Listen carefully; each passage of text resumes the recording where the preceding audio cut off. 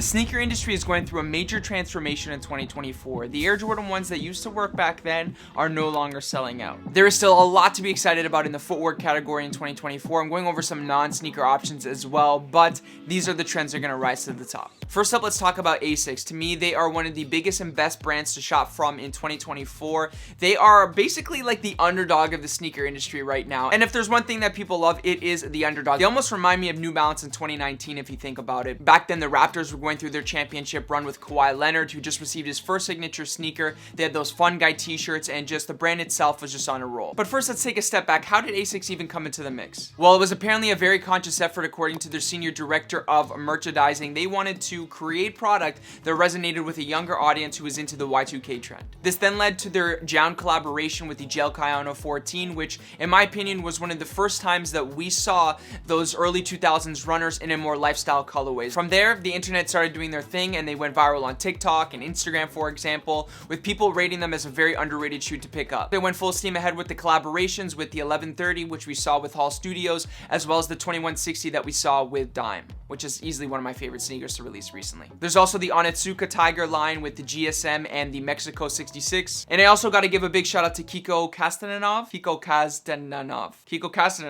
who's been collaborating with the brand since 2018, and you got to give him credit because he was team early. But for a lot of people, this sort of design and silhouette is something new, something that they haven't tried yet, so how do you even begin to style them? Well, in my opinion, I think that they should just be worn like you would an Air Force One, for example. It's something that wears well with shorts, it's something that you can dress up, and the colorways that are coming out are in a number of wearable earth tone neutral colors that could go with anything. Not to mention they are some of the most comfortable sneakers I have ever worn. Let's move forward to the first non-sneaker option, which would be Timberland Boots. If you guys have been living on social media like I have over the past year or so, you would see that Timberland Boots have become the whole craze recently. And for me, it's a little bit confusing because I have been wearing Timberlands for a number of years now. When I was in high school, we had to wear a uniform, we had to wear all black shoes, and living in Canada, dealing with the winters, boots were the only option in the winter time. So I would always go with the Timberland 6-inch boot in black. It's interesting to see that it has become sort of like the it piece of footwear for a lot of the fashion creators on social media. But how did it become this super trendy footwear recently? Well, I think it's similar to the Asics story where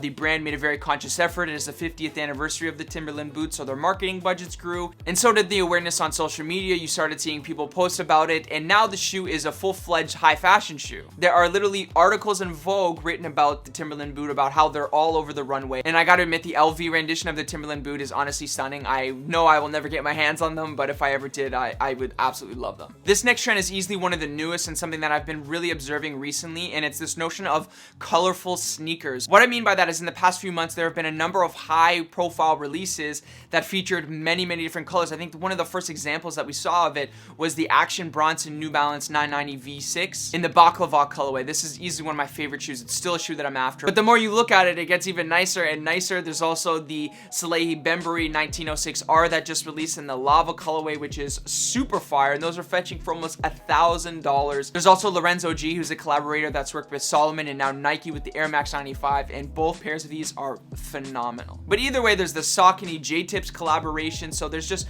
a number of shoes that are really sought after and really collectible right now that feature just like a mishmash of just different colors that all somehow work well together. I feel like this one is definitely still up for debate, so let me know in the comments what you think about colorful sneakers for 2024. I also can't forget the Airmax Sunder, okay, that's coming out in a slew of different colors as well, which then takes us to the next trend, which would be Airmax sneakers. I feel like it's going to be a big year for Airmax, specifically with the Airmax TN. I think it's an anniversary year for the shoe, and there's a number of great colorways that they've put out. I even love the cleat version that they came out with these that was promoted by Mbappe. You know, CDG also has to do their own version of a fresh pair of Air Maxes each and every year, and these new TLs look super fresh. I honestly am undecided which color that I want to pick up. There's also rumored an Amamanier 95 as well as a Stash 95, which both of these look incredible. And the best part for me with Air Max is they're a shoe that I can wear casually with outfits, but also a shoe that I can wear in the gym, and I do wear them all the time. I wear the Air Max 95 Neons and the Air Max 1 Big Bubble in the gym constantly, especially when I'm doing like upper body workouts and stuff like that. So it's definitely a 2-for-1 shoe in that realm.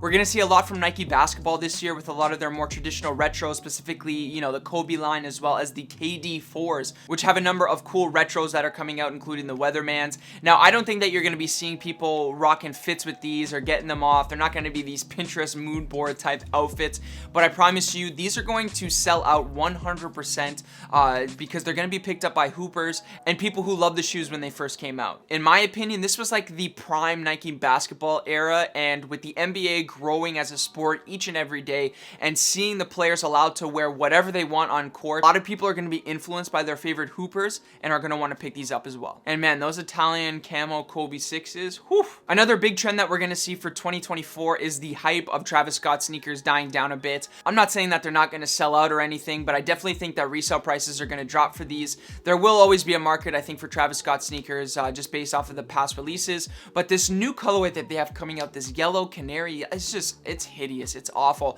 And I know I just said that colorful sneakers are definitely a trend, but this one is just a bad example. And historically, yellow sneakers have always been a difficult sell. And not to mention, his new silhouette just doesn't seem that good. It's just the same design language that we've seen over and over.